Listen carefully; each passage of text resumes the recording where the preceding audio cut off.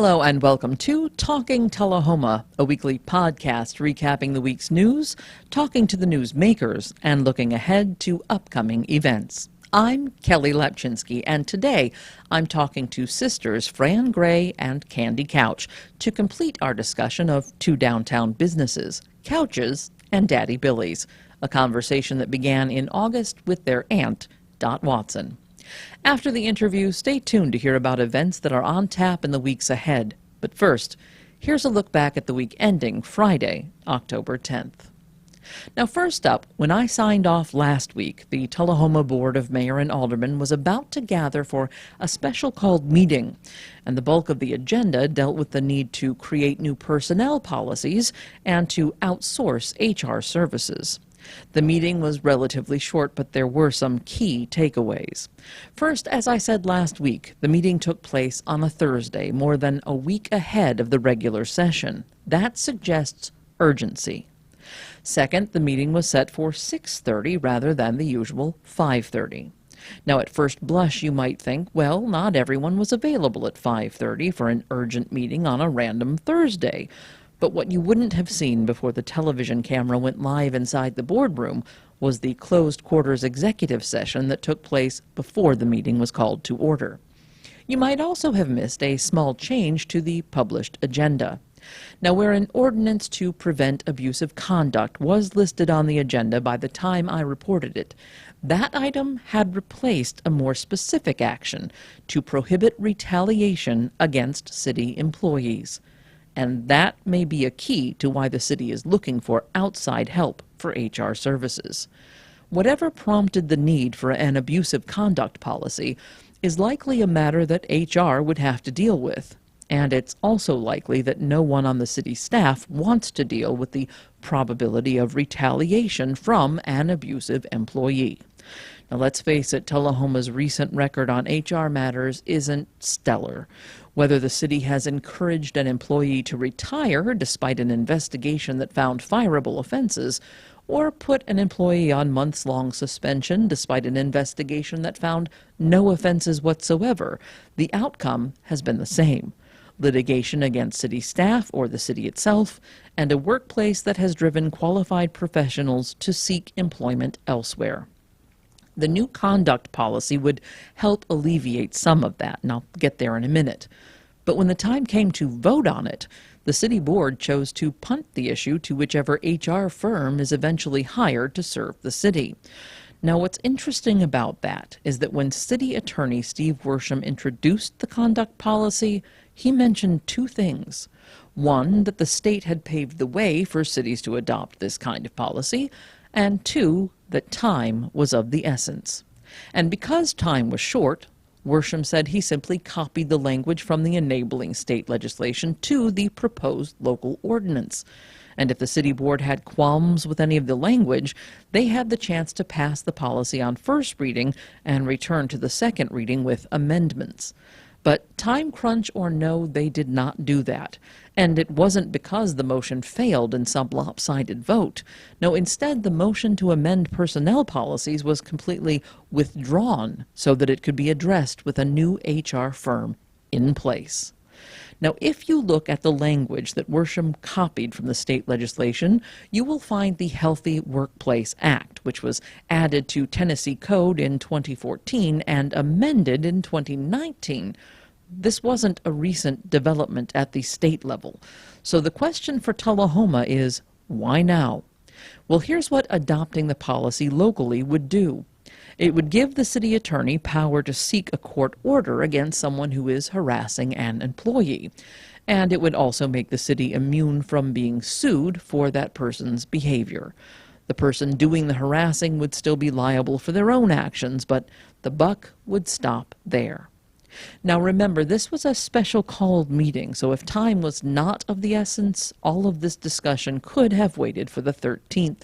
So it is clear that there will be work to do for whichever HR firm is eventually hired by the board. Now, while we're talking about the city board, here is another tidbit to consider as they return to their regular schedule on Monday, the 13th. There is going to be a very hard push in the next several months to approve a new comprehensive plan.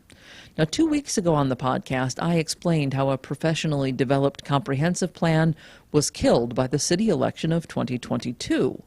Well, away with the dead plan went the input of hundreds of residents, the expertise of a professional consulting group, the former city administrator and the former planning director, 2 years of work, and $250,000. But a comprehensive plan is still needed, so the new board chose to go back to the drawing board to create a plan that would guide future growth by addressing land use, housing, transportation, economic development, and public services. Now, in the end, they put the responsibility for creating that long-term policy document into the hands of a 6-member citizens committee, a committee that they would personally nominate and approve just 4 months after 3 of them took office. So here we are in 2025, and 2 of the nominating aldermen have already rotated off the board. In August, 3 more of them will reach the end of their terms. With election season looming, there is little time remaining for the Community Plan Development Committee to return its alternate comprehensive plan to the board that asked for it. A semifinal draft, including edits, is available on the city website. Navigate to Departments, then Planning and Development, then Long Range Planning. The website is tullahomatn.gov. And speaking of the upcoming election, former Manchester Alderman Cheryl Swan has announced her candidacy for county mayor. Coffee County Mayor Dennis Hunt was elected in 2024, but only to serve the remainder of Judd Matheny's unexpired term, following Matheny's death from a mixture of cocaine and other drugs. State and county primaries are set for May 5th, and the general election is set for August 6th. Now, moving from government to civic leadership, the deadline has come and gone to nominate this year's Grand Marshal for the Tullahoma Christmas Parade. After the votes are tallied, this year's honoree will be announced at the next Chamber of Commerce membership coffee, which will be sponsored by Woodard's Diamond and Design, but held at South Jackson at 11 a.m. October 28th. But if you are still in a nominating mood, well, the Peterson Media Group has opened nominations for the Southern Middle Tennessee Finest Awards. You can nominate any business or person in Coffee, Bedford, Moore, or Franklin County. Now, I skimmed the categories and I didn't see one for Finest Journalist or Finest Local Podcast, but there is a Finest Internet Provider, and LightTube keeps this local news program on the air, just like it delivers all of your local high school sports. LightTube is more than an internet provider. It is a community partner. If you appreciate blazing fast speeds and equally fast local service, remember to show LightTube some love. Visit the website at any Peterson Media radio station and vote at 93.9 The Duck, Whiskey Country, or my old fantasy radio stomping grounds, which are now called Rooster 101.5 FM. Now, as I'm recording this podcast on Thursday, rare aircraft from all across the country are arriving in Tullahoma as part of the annual Beach Party Fly-In at the Beechcraft Heritage Museum, and tomorrow is going to be a big day for the museum. On Friday, a new exhibit will be unveiled, showing the history of beach aircraft from its founding in 1920 through its ongoing production today under Textron Aviation. And part of the exhibit will, of course, answer the question of how Tullahoma came to be the home of the Beechcraft brand. If you don't know how that happened, well, scroll back in the playlist a little bit. I talked about that with Museum Vice President Jody Curtis at the end of July. Or stop by the museum next week when operations return to normal. Now, speaking about rolling back in the playlist, in August I spoke to a member of Tullahoma's prominent couch family, and I told you then that I had 2 additional members lined up to join me in the studio in September. Well, life happened, and the interview was postponed a couple of weeks, but Fran Gray and Candy Couch joined me in the studio this week to put the end cap on my discussion with their aunt, Dot Watson. Now, when Dot was here, she told us how her grandfather, William J. Couch, came to Tullahoma to establish a grocery store across from the train depot. and how her father, Robert Couch, would return home from war more interested in selling electronics than egg noodles. In time, Robert's son, Dot's brother, Bob, would inherit the electronics store, but by then the grocery store had changed hands. Under Bob, Couch's became known primarily as a camera shop. Bob and his wife, who was also named Dot, had 2 daughters, and with them he introduced a 4th generation to the electronics store and managed to reclaim the grocery space as well.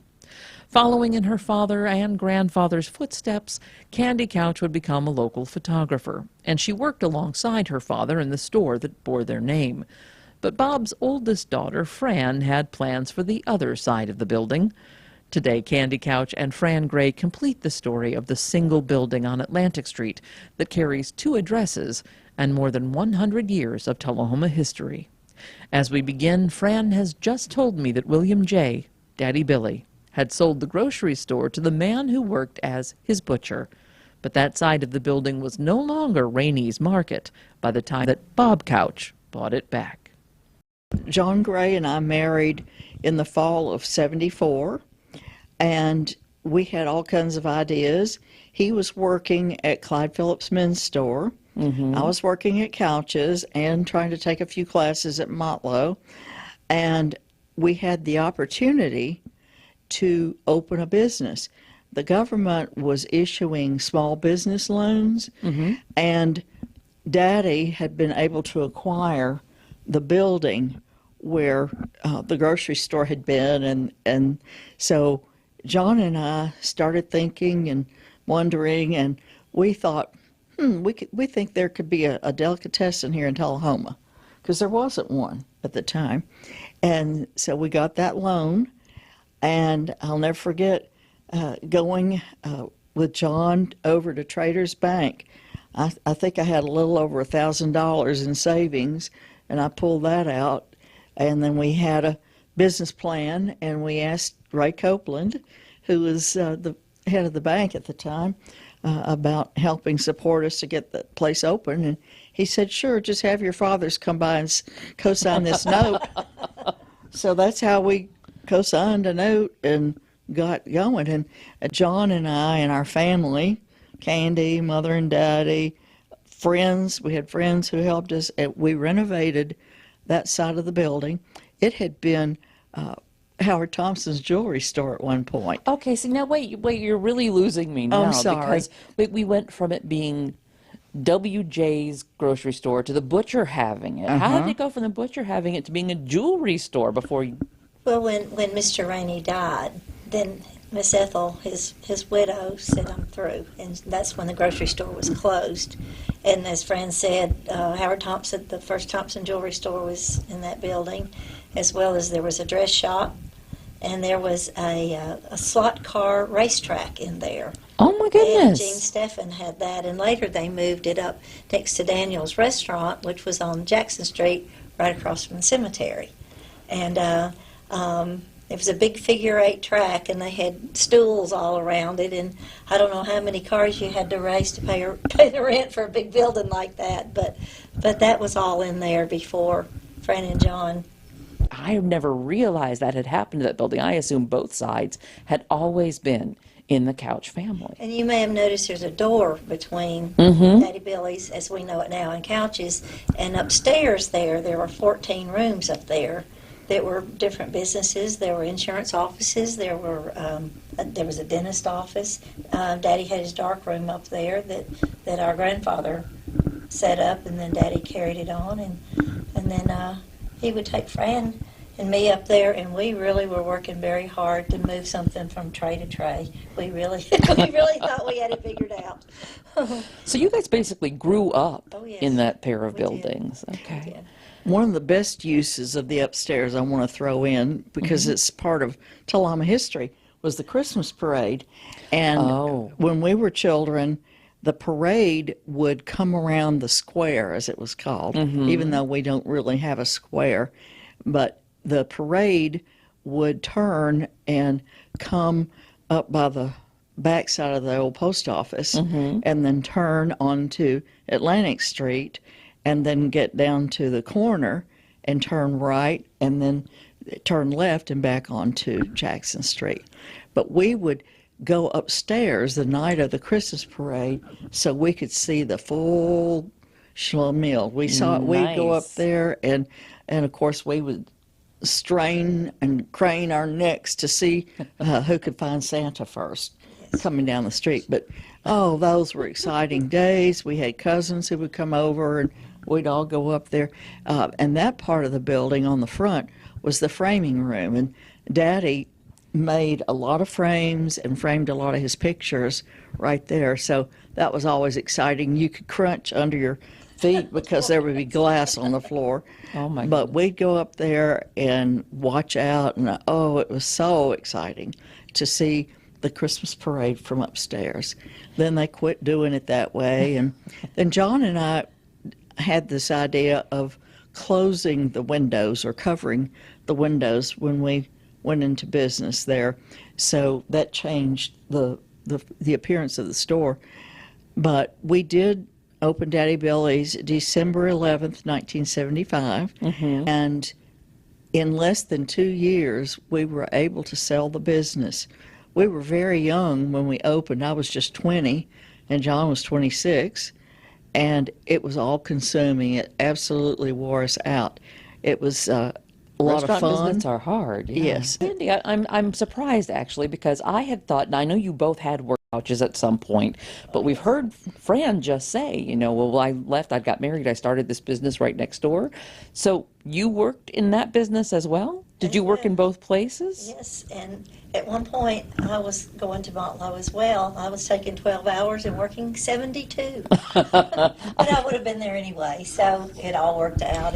And before we opened, the night before Fran and John opened Daddy Billy's, it was they opened on a Thursday, and it was so hard for me because they opened at 11, and I had a class, and I knew I didn't get out until 1 o'clock, and I couldn't be there for the opening because my family wouldn't know I got class to be there. It was hard not to be there when the door opened the first time, but we did very well together, and it continues on, as Fran said, 50 years. We wanted to bring something fun to downtown Tullahoma, and there have been several ownerships over the years, but it does still thrill us that something that we started as two young, foolish people has lasted 50 years, and people still go there to visit and to have a lunch or dinner, and we're thrilled that it's still going after all this time.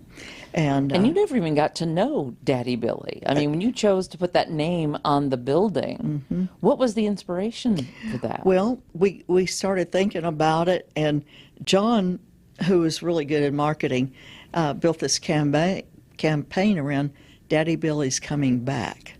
Oh, And he made little ads that were on the radio, and it had this real snappy little song, and then there would be silence, and then there was a voice, Daddy Billy's coming back. Some mystique to it. Yeah. And so that's what we did. Charlotte and Gary Fugate came to town. Gary worked for Morrison Knudsen, and wherever he was assigned, Charlotte would open a pub or buy a pub, ongoing business, and she fell in love with Daddy Billy's, and she said, I want to buy this business. Well, we were so tired from our 2 years of getting it ready and opening it and running it, and we said, okay, and we were able Deal. to. Yeah, and so we sold it in, like I say, it was right under 2 years, and that's how Daddy Billy came back. Okay. And I'm happy to say that when you go in there today, you can see a big picture of him on the wall. Yeah. With the groceries stacked around him. So now let's kind of bring the couches side of the building to a close. We lost your dad. It's been several years ago now. 11. 11 years. Okay. How long after his passing did the store close? It wasn't immediate. No. No. We just closed our store 3 years ago. Okay, I knew the pickers had come through not Yes. about that long ago, I think, right? So it was still operating Yes, through we all were that still time. open then. Okay, okay. And we made 127 years. led you there to say, this is time, we're going to have the pickers come in and go through it, and it's just time to let it go? I'm the last of the couches. So Yeah. it's right here with me, and not having any children to leave it to, and Fran and John's sons' interests are elsewhere, and so it was going to go away, Yeah. no matter what. And so the opportunity came. It was not an easy decision at all. Pretty heartbreaking, honestly. Yeah. But the decision was made, and so we sold the building that Couches housed, as well as where Daddy Billy's is. And Okay. so we're just like everybody else, waiting to see what's going to happen there. Yeah, I asked your Aunt Dot when she was here if she had any secrets she knew or could tell, and she said, I've got no financial interest in that anymore. It's not my business, but my gosh, I am like you guys. I'm really interested, particularly because, as you mentioned earlier, that big center doorway that was blocked up for that one big building. Now there's two sides: the Couches side, the Daddy Billy side, but that was all one big building, and the part of me that says it's all owned by the same person now wants to see if there's going to be some restoration to that one. We hope so. There is a pocket door between the two. Oh, I didn't know that. Yes, and it's visible, but there's been lots of speculation. There were plans that have not come to fruition. They may or may not. Something will, but Yeah. we're not exactly sure.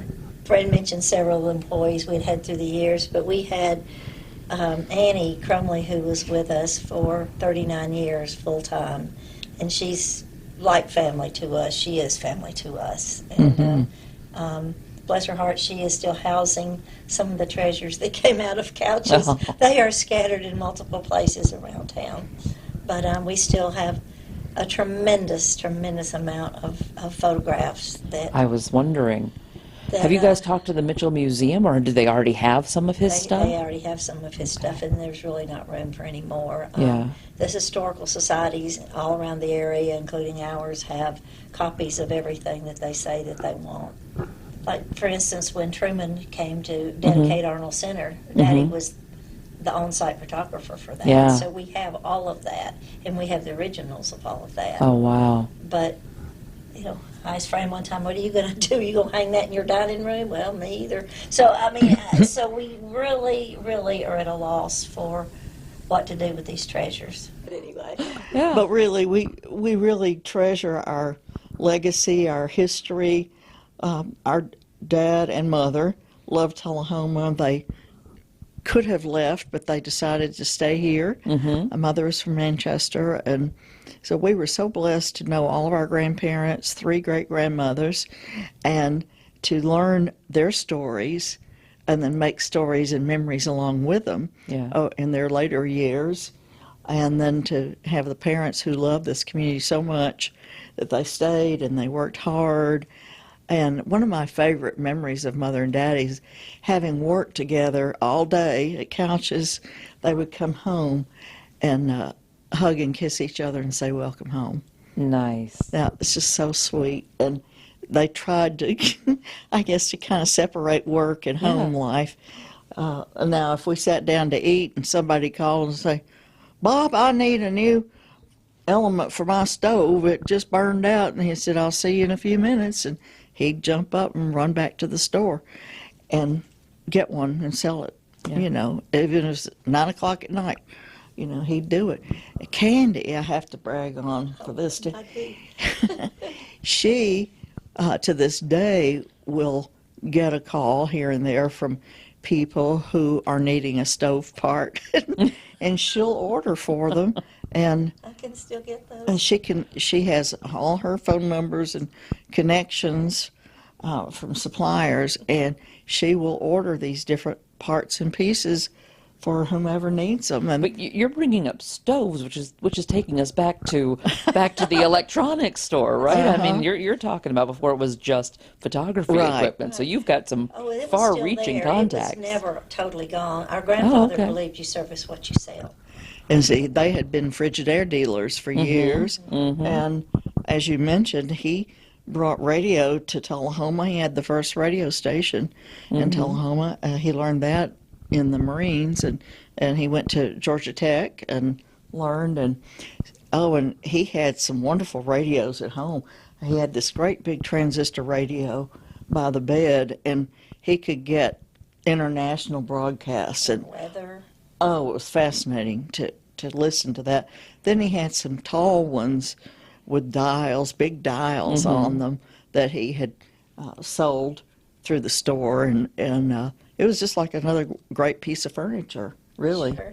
And so we enjoyed seeing those, but she's right. They always serviced what they sold. Even after they no longer sold it. Right. Yeah. Yes, and we had other businesses in town that sold appliances, but they didn't carry parts. Right. And so we could get you a knob or a igniter switch or a thermostat or You know, I've got a Philco radio at home about this ball.